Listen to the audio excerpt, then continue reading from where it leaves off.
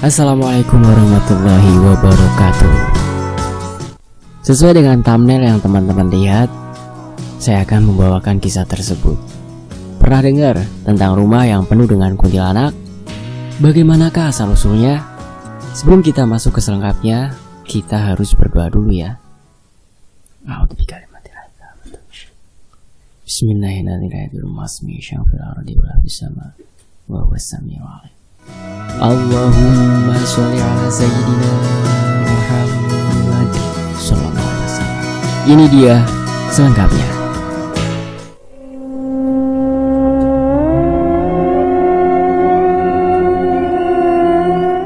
Kala itu, bapak dan ibuku meminta untuk berkunjung ke rumah kakek. Kakek sendiri terkenal sangat pendiam dan sangat introvert. Sampai-sampai ketika kami datang ke rumah kakek, kakek hanya menatap kami semua dengan tatapan yang datar dan polos, seperti tidak ada keistimewaan dari berkunjungnya kami ke rumah beliau. Bahkan kakek sendiri hendak menutup rumahnya agar kami tidak berkunjung ke rumah tersebut. "Mau apa kalian ke rumah?" tanya kakek. Kami kebingungan dengan sikap kakek yang aneh. Padahal niat dan tujuan kami sudah jelas, yaitu ingin berkunjung dan bersilaturahmi. Sejak nenek meninggal, kakek jadi aneh. Kakek sering sekali menyirami tanaman di pagi dan malam hari. "Kek, kami mau silaturahmi ke kakek," ucap bapak. Ndak usah, pulang lagi. Jangan bikin masalah," jawab kakek dengan nada tegas. Kakek langsung masuk ke dalam rumah dan meninggalkan kami di luaran. "Pak, kita pulang aja yuk," ajak ibu. "Jangan bu, kasihan Safira sama Roni. Mereka berdua kan mau ketemu sama kakeknya," jawab bapak. Aku dan Safira hanya melongo sambil menatap bangunan rumah kakek yang tua. Safira ini dia bisa melihat sesuatu yang mungkin tidak semua orang lihat. Dia berjalan ke arah suatu jendela rumah sambil mengusapkan tangannya ke jendela tersebut. "Bu, Pak, di dalam ada orang lain ya?" tanya Safira. Bapak dan ibu saling menatap. "Emangnya di rumah kakek ada orang selain kakek?" tanya ibu. Bapak hanya menggeleng-gelengkan kepala. Aku langsung menuju ke Safira dan bertanya kepada adikku yang sangat manja ini. "Emang bentuknya seperti apa, Dek?" tanyaku. "Belembuan berambut panjang," jelas Safira. Aku terkejut mendengarnya. Mana mungkin orang yang dimaksud itu adalah nenek. Nenek sudah lama meninggal. Memang rambut nenek juga panjang. Namun apa mungkin Safira berbohong? Atau mungkin juga dia melihat nenek? 15 menit kemudian, kakek membukakan pintu rumah dan berkata, "Ngapain masih di situ? Pulang sana!" teriak kakek. Bapak langsung berlari ke arah kakek dan meraih tangan kakek dengan cepat. "Kek, Safira sama Roni mau nginep di sini. Apa kakek nggak mau kumpul sama cucu-cucu kakek?" Kakek menatap ke arah Safira kecil dengan tatapan yang sedikit tajam. "Kamu yakin mau nginep di sini?" tanya kakek. "Iya kek, kita ingin berliburan di tempat kakek hingga beberapa hari ke depan," jelas bapak. Kemudian kakek membuka pintu rumah dengan lebar sambil menatap Safira. "Aku tidak menjamin kalian bisa betah di sini. Yang terpenting, resiko harus kalian ambil sendiri," jelas kakek sambil menyuruh kami untuk masuk ke dalam rumah. Kami dipersilahkan untuk masuk. Suasana rumah kakek tidak ada bedanya dengan suasana rumah desa pada umumnya, sejuk dan memiliki aroma khusus yang tidak ditemui di rumah-rumah perkotaan. Bapak dan ibu tampak melihat foto-foto zaman dulu waktu kakek masih bersama dengan nenek. "Itu foto kamu?" tanya ibu. Bapak pun menjawab, "Iya, dulu aku sangat nakal pas kecil. Kakek sering banget nyabet pantatku pakai sapu lidi, Bu." Ibu tertawa mendengar hal itu. Tak lain dan tak bukan, memori berkesan di beberapa puluh tahun belakangan sangat berkesan di ingatan Bapak. Aku dan Safira menuju ke ruangan yang pintunya terbuat dari pohon jati dan tergembok rapi. "Ini ruangan apa?" tanyaku. "Jangan dibuka, Kak." Safira menarik tanganku sambil menatap mataku dengan tatapan orang ketakutan. "Emang ada apa di dalamnya, Dek?" tanyaku. "Nanti keluar semua," jelas Safira. Aku kembali memandangi pintu pintu yang aneh itu. "Emang di dalamnya ada apa?" tanyaku kembali. "Nanti kakek marah," jawab Safira. Safira segera menarik tanganku dan hampir saja menabrak kakek yang sedang membawakan makanan dan minuman untuk kami. "Jalannya hati-hati, jangan ceroboh di rumah ini. Kamu tahu kan, kalau sampai keluar nanti bisa bahaya," tanya kakek pada Safira. Safira langsung berlari ke arah ibu dan bapak. Aku hanya melihat mimik wajah kakek yang kurang sopan terhadap anak kecil seperti Safira. Jalannya yang agak membungkuk memaksakan untuk melewatiku sambil melumat sirih penguat giginya. Bapak dan ibu bingung ketika Safira memeluk mereka berdua dengan tiba-tiba. "Kamu kenapa, Dek?" tanya ibu. "Safira mau pulang," pinta Safira. "Loh, kan kita baru sampai, masa minta pulang lagi? Kan rumah kita jauh, sayang." Bapak mulai merayu Safira. Kakek menyuguhkan makanan dan minuman di meja sambil menatap Safira. "Roni, kamu nakalin Safira ya?" tanya bapak. Aku yang mendengar suara gertakan bapak langsung menjawab dengan cepat. Enggak, Pak, aku gak nakalin Safira kok," jawabku. "Terus Safira kenapa?" tanya bapak. Aku menatap ke arah kakek yang sedari tadi hanya terdiam sambil melumat sirihnya dengan santai. "Sebenarnya," ucapku. "Sebenarnya apa?" tanya ibu. "Sebenarnya Safira kurang betah di rumah ini. Dia lupa bawa mainan dari rumah, gitu katanya," jawabku, walau terpaksa berbohong. Ibu dan bapak langsung tertawa mendengar jawabanku yang melenceng dari fakta yang sebenarnya. "Kamu tadi kenapa gak bawa mainan dari rumah sih?" "Oh ya, kakek juga punya banyak mainan, nanti coba bapak ambilkan," jawab kakek. Kakek yang mendengar jawaban itu langsung memandang ke arahku dan tersenyum layaknya harimau yang menyeringai mangsanya dari kegelapan malam. Bapak pun mengambil mainan terdahulunya yang masih disimpan di kardus tua. "Nah ini, kamu bisa main gangsing gak?" tanya bapak. Bapak memperlihatkan kepada Safira cara memainkan gangsing di depan kakek. Aku kemudian ikut bergabung dengan bermaksud untuk mengikuti memainkan gangsing tersebut. "Nah, kamu tarik yang kencang ya, biar gangsingnya berputar.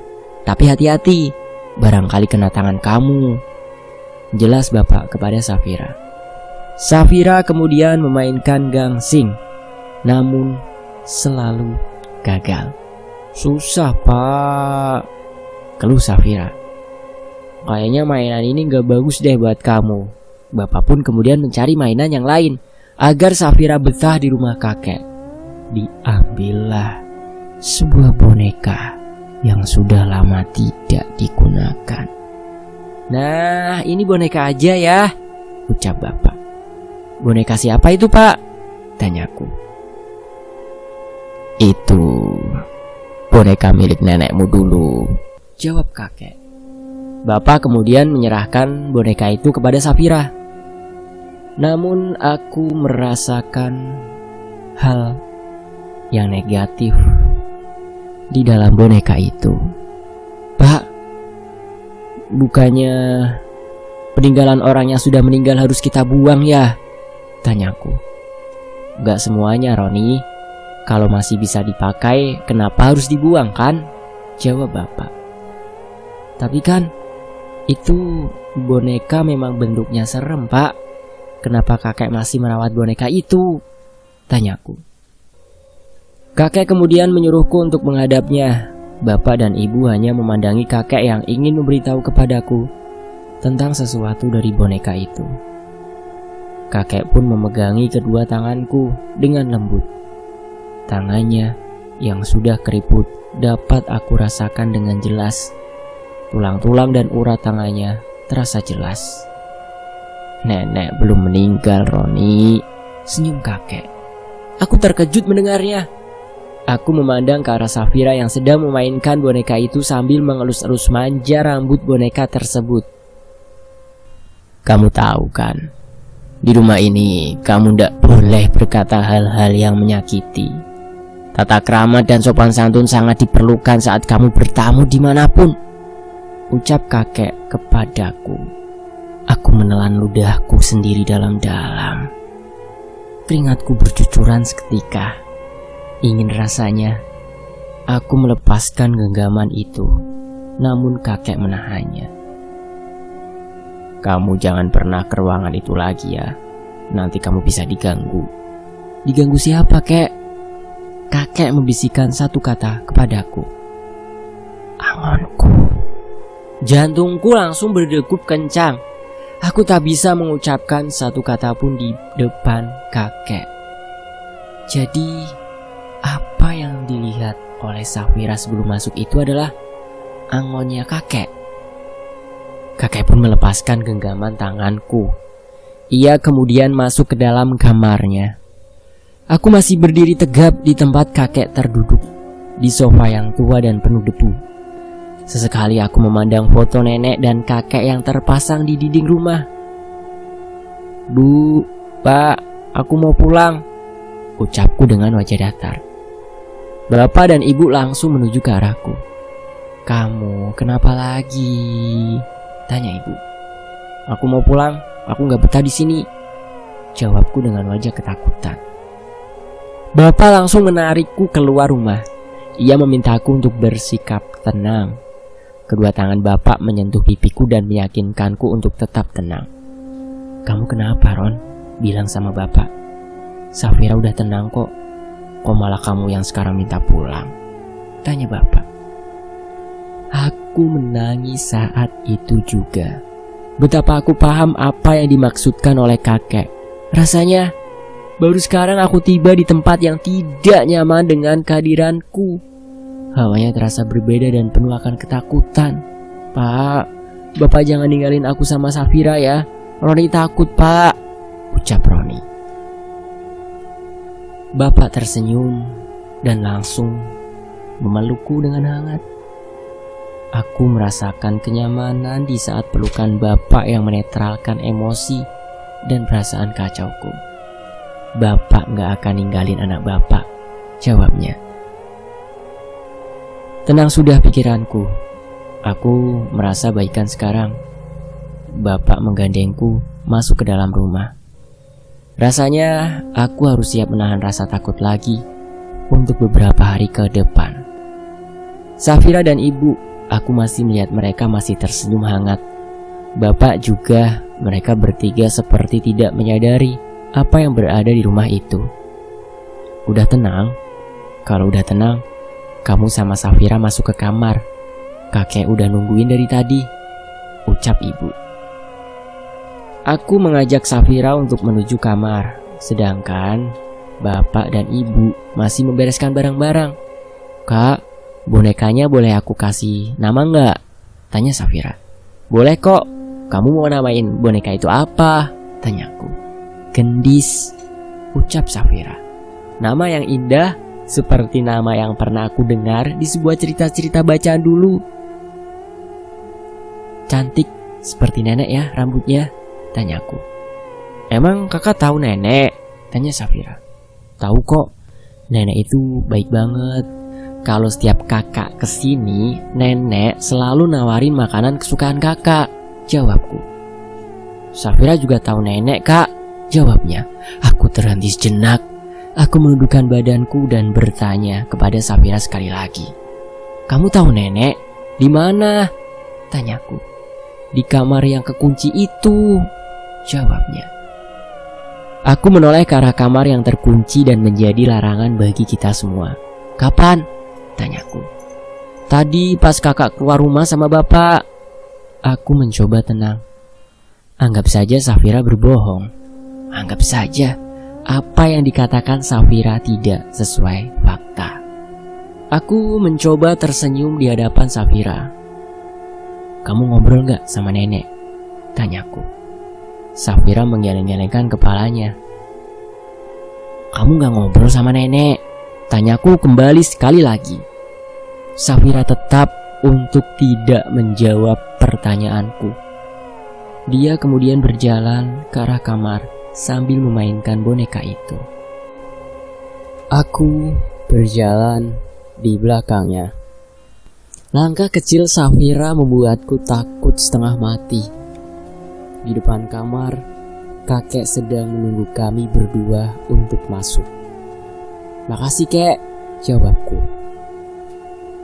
Kakek kemudian meninggalkan kami tanpa mengatakan apapun.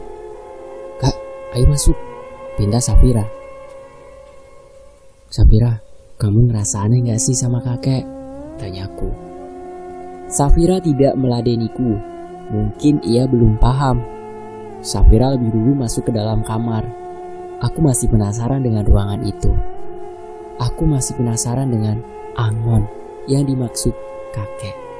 Apa yang sebenarnya yang disembunyikan oleh kakek? Baru aku langkahkan kaki untuk menuju ruangan itu, sekelebat bayangan putih melintas dari belakangku. Bulu kuduku merinding seketika. "Kak, mau masuk gak?" tanya Safira dari pintu kamar. Aku terkejut mendengar suara lembutnya. Iya, kakak masuk sekarang ya." Aku urungkan diri untuk melawan rasa penasaran ini. Prioritasku hanya satu. Aku harus tetap menjaga Safira kecil agar ia tetap nyaman di rumah ini. Selama di kamar, aku hanya menemani Safira kecil yang sedang memainkan boneka. Aku belum puas dengan apa yang diucapkan Safira mengenai isi dari rumah ini. "Dek, kakak boleh tanya nggak?" tanyaku. Safira masih tidak menjawab. Ia masih sibuk memainkan boneka itu. "Dek," Safira terdiam. Ia kemudian meletakkan boneka itu di kasur dan menatapku dengan tatapan yang tak biasa. "Kalau kakak tanya jawab dong," ucapku. Safira kemudian mendekatkan tubuhnya di hadapanku. "Kakak mau tanya apa?" tanya Safira. Aku kemudian memegang kedua tangan Safira. "Kamu jujur ya sama kakak?" tanyaku. Safira mengangguk paham. "Kamu ada yang aneh gak sama rumah ini? Sama kakek dan ruangan itu?" tanyaku. Safira menatap ke kanan kiri kamar, seperti melihat sesuatu yang datang. "Kamu lihat apa?" tanyaku. Safira menyuruhku untuk mendekatkan telinganya ke arah mulutnya. "Kak, di sini banyak setan," jawabnya. Aku pun langsung terkejut mendengarnya. "Di mana?" tanyaku. Ia menyuruhku untuk mendekatkan telinganya lagi. "Rumah ini banyak setannya," jawab Safira. Waktu sudah hampir gelap. Safira yang baru saja memberitahu tentang rumah ini menambah rasa merinding di sekujur tubuhku. "Safira gak takut?" tanyaku. Safira tersenyum, lalu menggeleng-gelengkan kepalanya. Aku bersyukur memiliki adik yang pemberani sepertinya. Rasanya dia adalah tempat aku mengungkapkan semua rasa takutku. Aku tak mungkin meninggalkannya sendirian di rumah yang jauh dari penduduk itu. "Ya udah, kakak mau mandi dulu ya?" tanyaku. Safira hanya tersenyum. Ia pun memainkan bonekanya lagi. Aku membuka tasku dan mengambil semua alat mandi serta handuk. Sebelum aku meninggalkan Safira, aku lebih dulu memeluknya. Safira terkejut dan bertanya, "Kakak kenapa meluk Safira?" tanya Safira. "Kakak pengen meluk aja, emang gak boleh?" tanyaku. Safira pun tersenyum. Ia pun kembali memelukku dengan pelukan yang sangat erat. "Kakak mandi dulu ya, Safira tunggu di sini. Jangan keluar kamar sebelum kakak datang dari kamar mandi," ucapku. Safira mengangguk paham. Aku pun meninggalkan Safira sendirian di dalam kamar. Kebetulan saat itu bapak dan ibu masih berada di ruang tamu.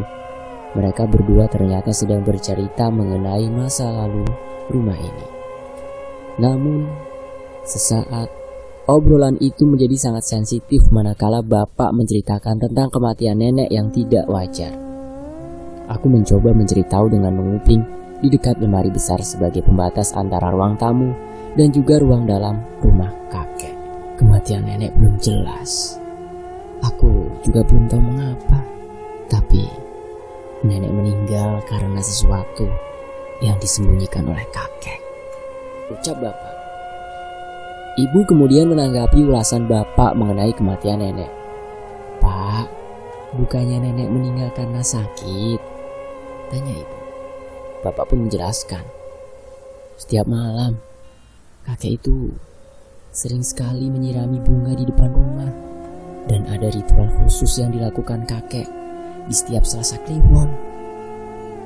Entah apa yang mereka bicarakan, namun ada sesuatu yang menepuk pundakku dari belakang. Tidak baik menguping pembicaraan orang. Jika ingin bergabung, dekatkan diri. Jangan beraninya mencari tahu dari belakang. Aku terkejut manakala kakek sudah berada di belakangku. Kakek? Tanyaku.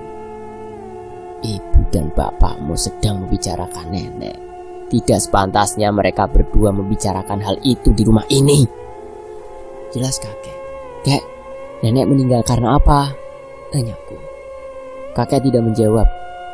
Kamar mandi ada di pojok rumah, jawab kakek. Aku pun meninggalkan kakek sendirian.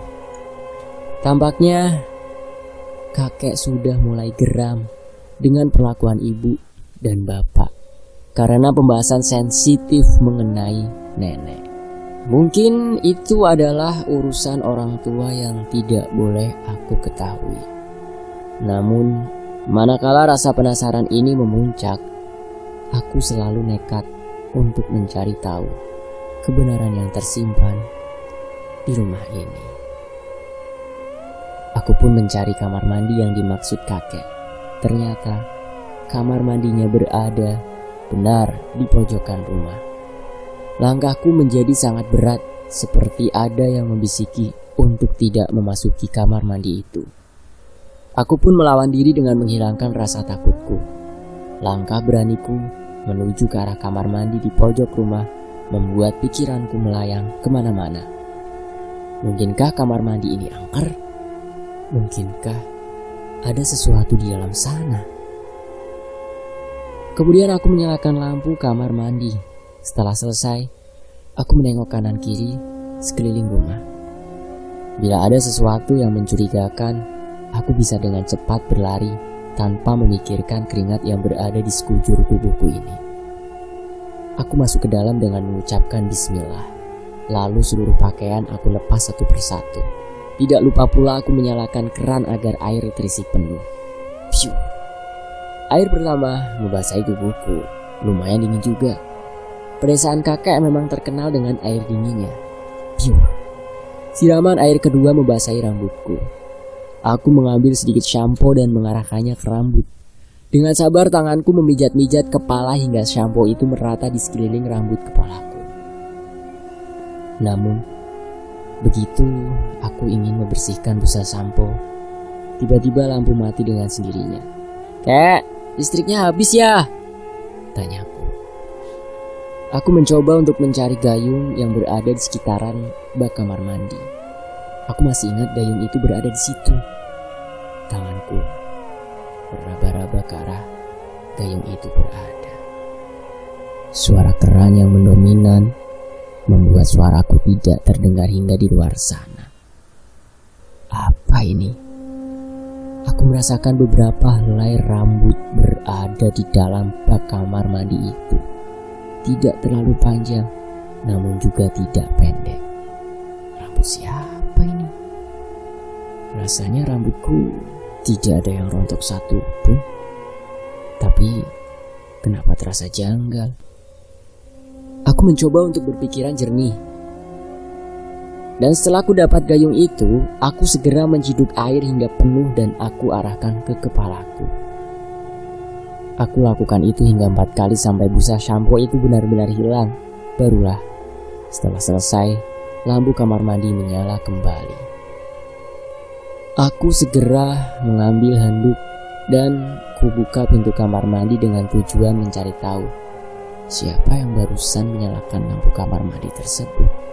Namun setelah aku membuka pintu kamar mandi, tak ada satupun orang yang berada di sekitaran luar kamar mandi. Padahal aku sangat cepat membuka pintu kamar mandi tersebut. Namun anehnya, tak ada satupun orang yang berada di sana. Aneh, kok gak ada suara langkah kaki orang yang nyalain lampu ya? Mungkin konsleting, ucapku sambil menghibur diri. Aku kembali memasuki kamar mandi. Aku ingat betul akan meletakkan rambut yang kutemukan di dekat gayung. Namun hal yang mengejutkan juga terjadi. Loh, mana rambutnya? Tadi bukannya ada di sini. Kok hilang? Tanyaku sendiri. Aku mencoba mencari-cari di lantai, dalam bak hingga WC. Namun rambut itu sudah tidak ada sama sekali. Aneh, ada yang gak beres, ucapku sambil menatap sekeliling kamar mandi. Dengan cepat, aku mempersingkat mandiku. Biasanya aku mandi berkisar 10 menit. Kini aku singkat menjadi 5 menit saja. Ada yang ingin aku tanyakan kepada kakek mengenai masalah serius ini. Setelah usai, aku langsung menuju kamar. Di sana, Safira masih bermain dengan bonekanya. Namun kali ini, ada sesuatu yang berbeda di kasur tempat Safira bermain. Dek, kamu yang naburin melati ini? Tanyaku. Bukan kak, jawab Safira. Siapa? Tanyaku lagi. Safira hanya terdiam. Aku segera menyuruh Safira untuk membantuku mengambil semua melati-melati yang berada di kasur. Kamu dari tadi sini gak tahu siapa yang naburin bunga ini? Ini bunga keramat loh dek. Bunga ini sebagai tanda akan datangnya sesuatu yang menakutkan, ucapku dengan kesal. Safira tidak mau menjawab apa yang aku katakan. Dia hanya terdiam. Dek, kamu dengerin kakak gak sih? Ucapku dengan nada agak tinggi. Safira gak tahu kak, jawabnya dengan wajah sedikit memelas. Terus tadi siapa yang matiin lampu? Tanyaku lagi. Gak tahu kak, jawab Safira. Kamu bener-bener gak tahu Fir? Kakak barusan mandi dijahilin loh. Udah gitu kakak lagi sampoan. Kamu tahu kan rasanya lagi sampoan terus lampunya mati? Tanyaku lagi. Safira menunduk lemas. Ia mengambil boneka itu lalu dipeluknya boneka itu. Sini bonekanya, pintaku. Jangan kak, jawab Safira. Sini enggak, paksaku. Kak tolong jangan diambil, nanti ada yang marah, jawab Safira. Siapa yang marah? Yang matiin lampu kamar mandi tadi, jawab Safira. Kemudian aku mendekatkan diri ke arah Safira. Bilang sama kakak, siapa dia? Ucapku. Dia, ucap Safira. Dia siapa? Tanyaku. Dia yang jagain rumah ini kak, jawabnya. Tiba-tiba pintu kamar digedor dengan kencang. Suara gedoran itu mengagetkan Safira. Safira langsung menuju ke belakang badanku. Siapa itu dek? Tanyaku. Jangan dibuka kak. Aku melangkah dengan perlahan ke arah pintu itu. Safira membuntutiku dari belakang. Secara perlahan suara itu menghilang. Ku beranikan diri untuk membuka pintu itu. Namun harapan yang kudambakan tidak sesuai dengan apa yang kupikirkan. Kok lama banget dibukanya? Ayo keluar, kita makan dulu. Kakek udah siapin makanan untuk kita. Habis itu sholat maghrib, ucap ibu. "Ah, ibu ngagetin aja sih, Bu. Aku kira siapa?" jawabku. Safira langsung menuju ke arah ibu dan memeluknya. "Kamu kenapa, sayang?" tanya ibu. "Bu, Gendis boleh ikut makan gak?" tanya Safira. "Gendis tuh siapa?" tanya ibu. "Nama boneka Safira, namanya Gendis, Bu," jawabku. Ibu menundukkan badannya sebagai tanda menghormati Safira kecil sambil membereskan baju Safira yang lusuh. "Boleh dong, asal Safira ikut makan ya," senyum ibu sambil mencubit pipi Safira. Safira kegirangan dengan hal-hal kecil yang diberikan ibu kepadanya. "Ya udah yuk, kasihan kakek udah nungguin," ucap ibu. "Iya Bu, bentar aku ganti baju dulu." Kemudian aku kembali masuk ke dalam kamar untuk mengganti pakaian. Sedangkan ibu dan Safira, mereka berdua terlebih dahulu menuju ke ruang makan. "Aku lupa nutup pintu," ucapku ketika mengetahui pintu kamar masih terbuka lebar. Rasanya tidak etis untuk mengganti pakaian namun keadaan pintu kamar masih terbuka dengan lebar. Di saat aku ingin menutup pintu, aku mendengar suara orang tertawa lirih dari arah kamar mandi. Aku kira itu adalah suara burung milik kakek. Memang kakek juga memelihara burung di sana dan menaruhnya di belakang rumah. Namun entah mengapa, suara itu tidak menunjukkan kepada suara burung yang dimaksud. Suara apa itu ya? Tanyaku sendiri sambil mencari arah suara. Semakin aku mendekat, suara itu semakin lirih. Semakin aku menuju ke arah suara itu, badanku gemetaran dan keringatku bercucuran. Namun rasa penasaran ini bisa-bisanya mengalahkan rasa takutku. "Halo, siapa di sana?" Tiba-tiba pintu kamar mandi terbuka. Aku terkejut melihat pintu yang sudah kututup rapat terbuka dengan sendirinya. "Siapa di sana?" Secara spontan, sosok kuntilanak menengok perlahan. Tangannya perlahan keluar secara lambat sambil menunjukkan kukunya yang tajam. Kuntilanak itu tersenyum ke arahku sambil mengarahkan wajahnya yang berbentuk menyeramkan dan penuh akan luka bakar. Aku perlahan mundur, namun kakiku sangat berat. Entah kenapa mulutku seperti terkunci. Sosok itu mendekatiku secara perlahan.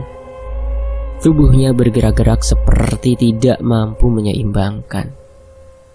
Kedua tangannya mengarahkan secara lurus ke arahku, seperti hendak mencekik pangkal leherku yang sedikit panjang ini. Aku tak bisa bergerak sama sekali, seperti ada energi yang menahanku seketika.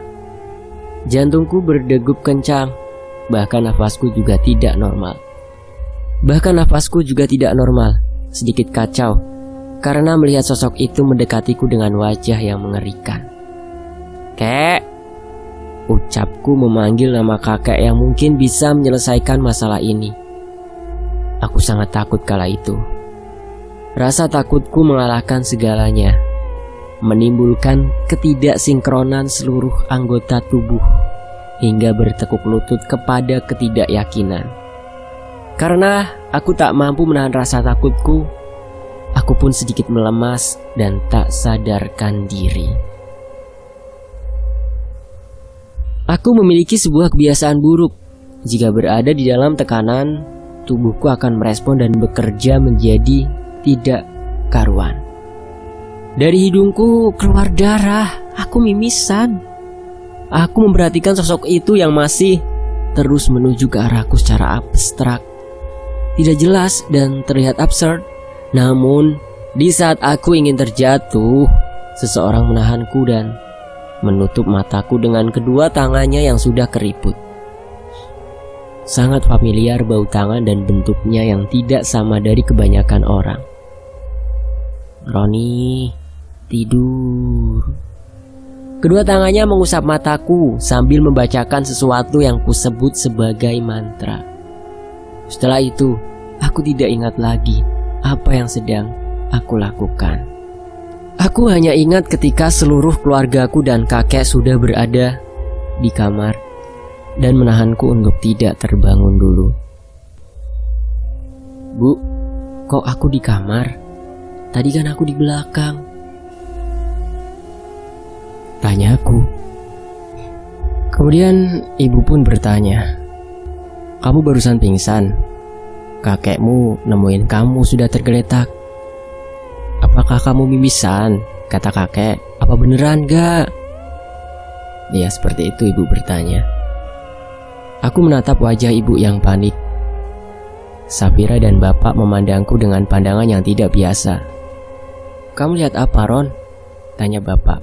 Pak, Roni mau pulang, Pak. Roni mau pulang. Tangisku. Bapak mencoba memijitiku. Sedangkan ibu, ia pergi keluar kamar hendak mengambil sesuatu.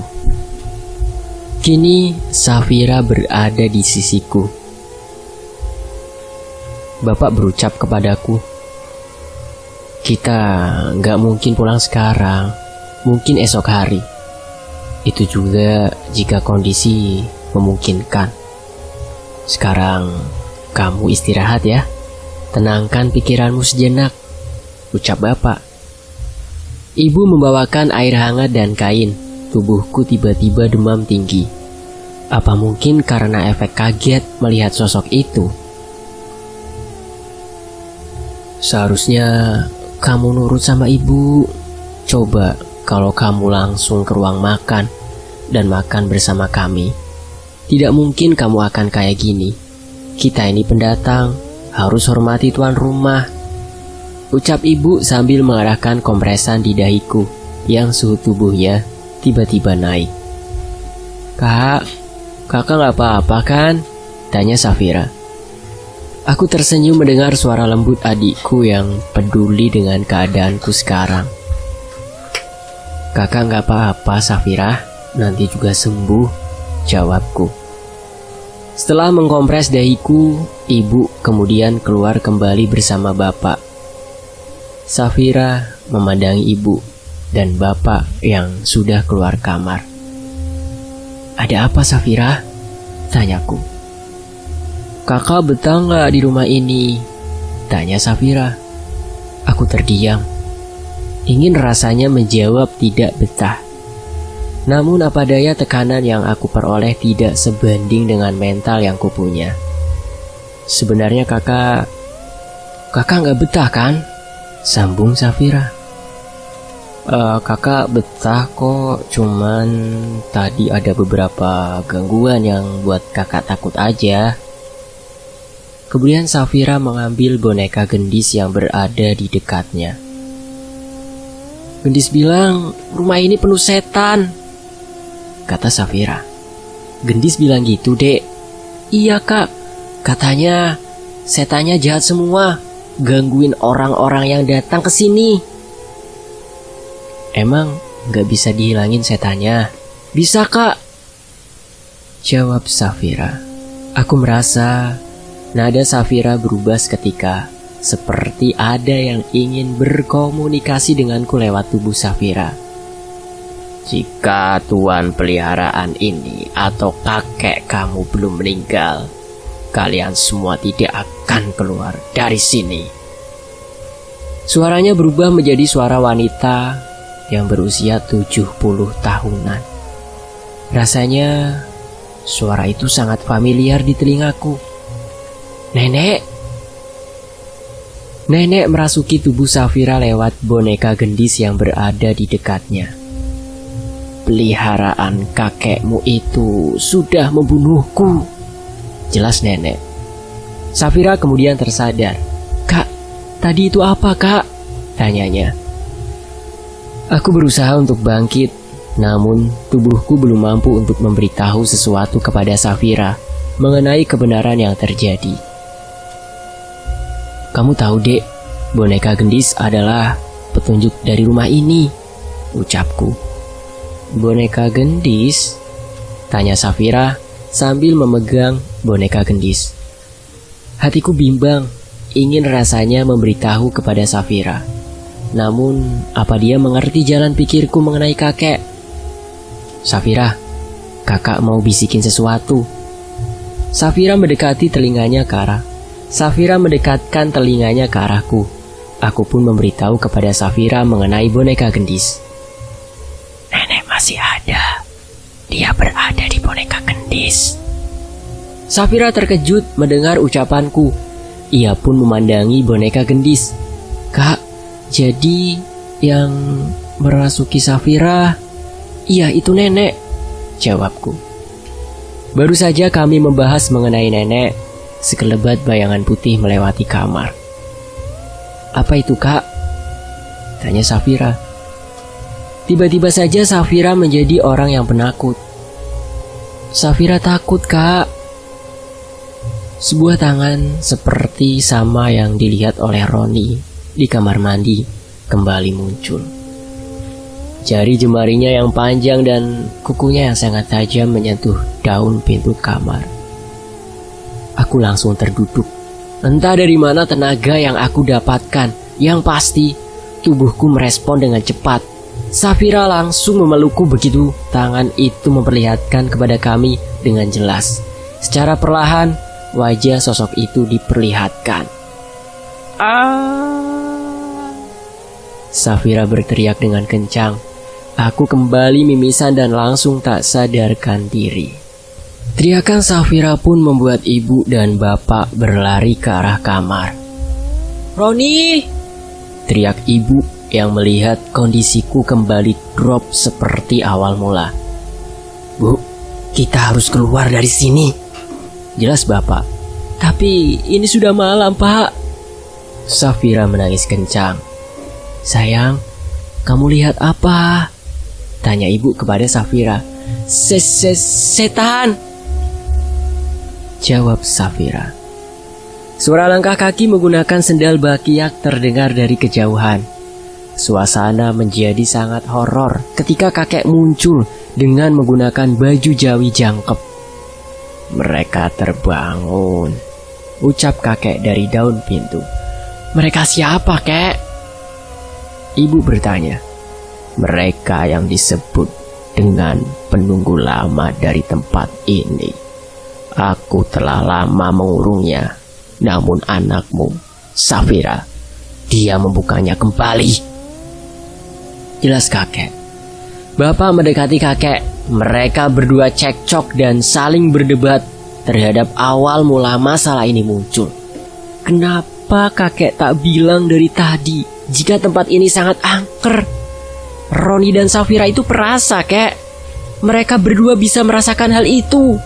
Bapak menjelaskan ke kakek. Sudah kubilangkan, kalian seharusnya tidak menginap di rumah ini. Resikonya harus kalian tanggung sendiri. Jelas kakek. Roni, bangun nak, bangun. Suara ibu terus memenuhi kepalaku. Aku terbangun tepat di saat darah mimisan itu terhenti. Kakak, ucap Safira. Alhamdulillah, Roni sudah baikan, jelas ibu. Bapak menengok ke belakang dan kembali menatap wajah kakek dengan tatapan marah. Kami akan pergi dari tempat ini, kek, jelas bapak. Tidak akan bisa. Mereka sudah mengelilingi rumah ini sejak tadi, jelas kakek. Sialan, teriak bapak. Kakek mendekatiku secara perlahan. Sepertinya kakek mengetahui solusi yang harus ia lakukan. Hanya ada satu solusinya. Tepat di Selasa Kliwon ini, aku biasa melakukan ritual. Namun, untuk melakukan ritual itu, ada bayaran yang harus kita tanggung, ucap kakek. Kakek mengelus-elus pipiku secara perlahan. Kamu tahu kan, mengapa aku melarangmu untuk menuju ke kamar itu? Apa kamu tidak sadar? Semenjak kamu mandi tadi, adikmu ini telah berkunjung ke sana terlebih dahulu, ucap kakek. Aku menatap Safira dengan penuh pertanyaan. Maafin Safira, kak, ucap Safira sambil menangis. adikmu itu memasuki ruangan itu tepat di saat aku lupa menaruh kuncinya ke tempat semula. Kunci itu masih menempel di pintu. Ia membuka ruangan itu, ucap kakek sambil menatap Safira. Benar kan, Cah Ayu? Senyum kakek. Safira ketakutan. Ia langsung memelukku. Namun aku sendiri merasa tidak sudi mendapatkan pelukan dari Safira. Ada rasa kecewa yang aku temukan dalam dirinya, hingga masalah ini menyulut menjadi api masalah yang sangat besar. Malam ini akan ku coba untuk menutupnya. Bila gagal, tinggalkan aku sendiri, karena ini adalah angonku, ucap kakek. Ia berjalan ke arah ruangan yang dimaksud. Bapak langsung menyuruh ibuku untuk membereskan semua barang-barang. Kita harus pergi cepat dari tempat ini, jelas bapak. Pak, apa nenek meninggal karena kakek? Tanyaku. Apa maksud kamu? Tanya bapak. Boneka gendis yang beritahu itu, ia merasuki Safira dan mengatakan hal itu kepadaku, Pak, jelasku. Bapak pun menatap boneka gendis. Dan bapak pun menjelaskan seperti ini. Nenek meninggal karena perbuatannya sendiri, Ron. Kakek yang menanggung beban yang ia terima karena yang memelihara kuntilanak-kuntilanak itu ialah nenek sendiri. Dan ruangan itu adalah tempat ritual nenek, jelas bapak. Kenapa bapak gak bilang dari tadi? Kesalku. Kemudian bapak mendekatiku. Ia mencium keningku dan mengatakan, Roni, bapak gak mau liburan kita kacau gara-gara kalian berdua takut. Maafkan bapak ya, bapak salah. Bapak yang telah membuat kesalahan karena memaksa kalian untuk menginap di rumah ini, jelas bapak. Bapak kemudian melanjutkan memasukkan seluruh barang-barangnya. Kita harus segera pergi dari tempat ini, jelas bapak. Tapi kakek, tanyaku. Kakek akan baik-baik saja, Ron. Baru sesaat kami berbicara sebentar, Safira berjalan terlebih dahulu. Sayang, kamu mau kemana? Tanya ibu. Aku dan bapak merasakan perbedaan jalan yang Safira lakukan. Sepertinya ada sosok yang merasuki Safira. Suara ringikan tawa memenuhi ruangan. Pak, itu bukan Safira, Pak, jelasku. Ibu berlari ke arah Safira dengan tujuan menggapainya terlebih dahulu. Kini mereka berdua sudah berada di luar kamar. Bu, itu bukan Safira, Bu, teriakku. Bapak hendak menggapai ibu, namun pintu kamar dengan seketika tertutup dengan rapat. Secara bersamaan, tawaan itu melengking dan memenuhi telingaku. Pak, telinga Roni sakit. Bapak langsung mengarahkan tangannya ke telinga Roni. Suara tawa itu bisa saja membuatku mimisan lagi. Entah bagaimana keadaan Safira dan ibu yang berada di luaran. Namun aku melihat betapa kuatnya bapakku menahan beban seberat ini. Tanganku memegangi kedua tangan bapak. Tahan Roni, suaranya masih ada, ucapnya. Di luaran sana, orang berpikir bahwa liburan di tempat kakek adalah pilihan yang tepat. Namun, bagaimana rasanya jika tempat ini menjadi sebuah mimpi buruk bagi kita semua? Bila tawaan itu hilang, tubuhku bisa merespon dengan baik, artinya kepalaku tidak lagi berat. Alhamdulillah, suaranya hilang, ucap bapak. Pak, Safira sama ibu di mana? Tanyaku. Bapak kemudian mencoba untuk merangkulku agar bisa berjalan. Kamu bisa jalan, Ron? Tanya bapak. Aku menggeleng-gelengkan kepala. Sesaat setelah bapak membangkitkanku, pintu terbuka dengan sendirinya dan hanya meninggalkan boneka gendis di luaran. Pak, ucapku. Bapak merangkulku dan memaksaku berjalan walau terasa sakit. Kami mengambil boneka itu dan menengok kanan kiri. Aku melihat 3 atau 4 bayangan berdiri tegap di luaran. Pak, itu apa? Tanyaku sambil menunjukkan ke arah bayangan yang terhalang jendela dengan gordin rumah. Bapak mengarahkan tangannya ke arahku. Ayo, cari ibu dan Safira. Bapak dan aku menuju ke ruangan yang dipercaya sebagai ruangan pantangan itu. Namun, aku melihat ibu dan Safira sedang terduduk di ruang tamu. Ibu, Safira? Tanyaku. Mereka bukan ibu dan Safira, jawab bapakku. Aku menatap bapak. Bapak menggeleng-gelengkan kepala dan berkata, mereka hebat, memanipulasi mata manusia. Mereka membuat keraguan dan keresahan. Ibu dan Safira bersama kakek, jawab bapak. Dan benar saja, ketika aku menengok kembali ke arah ruang tamu, mereka berdua sudah menghilang. Kami memasuki ruangan itu yang sudah tidak terkunci. Sesaat, aku melihat 3 orang sedang terduduk. Mereka adalah kakek, ibu, dan Safira. Duduklah. Mereka sengaja memisahkan kita semua. Pejamkan mata kalian, ucap kakek. Aku menutup mataku. Kakek memulai ritual itu. Ia pun kemudian menunjukku dan berkata, boneka itu adalah penyebab mereka semua kembali datang. Nenek tidak mau kita semua selamat, ucap kakek. Kakek menusuk-nusuk boneka itu. Kami seperti berada di sebuah tempat yang tak berpenghuni. Rasanya sangat tentram. Namun aku juga diperlihatkan sebuah perjalanan nenek ketika awal mula melakukan ritual itu. Nenek masih mempercayai kekuatan roh jahat sebagai pelindung rumahnya. Ia menaruh banyak sekali simpanan di tiap sudut rumah, dan itu tak bisa diambil kembali. Selanjutnya, nenek melakukan hal itu demi kepentingannya. Suatu hari, ketika roh jahat yang menjaga rumah nenek memberontak, mereka semua menyerang tuanya. Hingga akhir hayatnya, nenek masih tergantung dalam sesuatu yang bisa dibilang sebagai karma. Dan kuntilanak-kuntilanak yang mendiami rumah nenek merupakan peliharaannya. Akhirnya, hingga kakek yang menutup mereka. Itulah alasan kakek tidak ingin bapak menginap di rumah, karena mereka akan lebih senang dengan orang-orang yang bisa merasakan keberadaannya. Buka mata kalian semua, ucap kakek. Kami pun membuka mata secara bersamaan. Kakak, ucap Safira. Aku tersenyum. Mereka telah hilang, tapi mereka masih berada di sekitar sini. Aku sarankan kalian segera pergi, kata kakek. Kita akan pergi, asalkan kakek juga pergi, jelas bapak.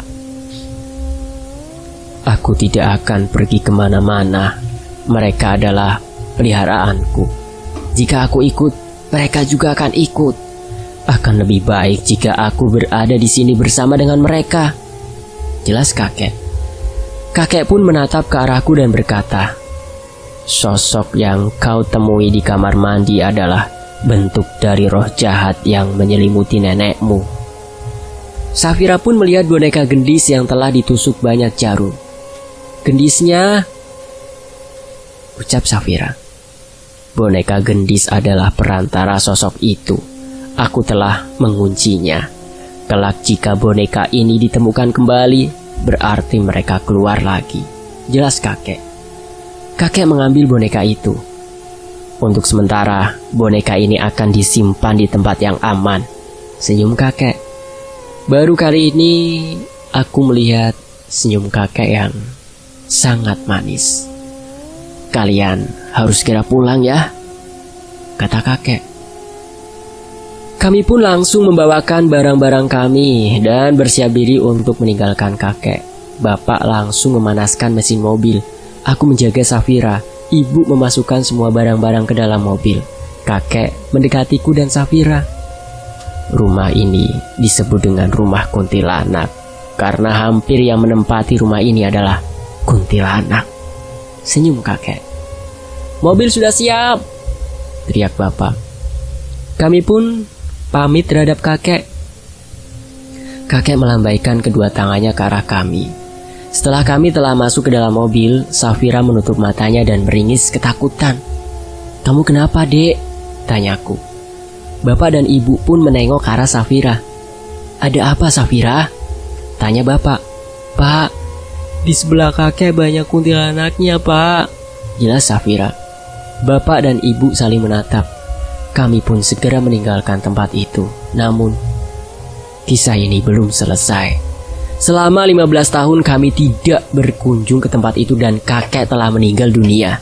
Kejadian yang mengerikan kembali terulang. Kisah ini akan dilanjutkan pada judul Rumah Kuntilanak 2. Alhamdulillah, part 1 telah selesai. Semoga kita semua selalu dalam lindungan Allah. Dan sampai jumpa di bagian berikutnya ya. Saya pamit undur diri. Terima kasih buat penulisnya, Rama Wiratmaja, dan tentunya terima kasih ya buat teman-teman yang udah setia nyimak kisah ini di sini. Sampai jumpa. Wassalamualaikum warahmatullahi wabarakatuh. Tetap di Fakta Sejarah. Alhamdulillahirabbil alamin.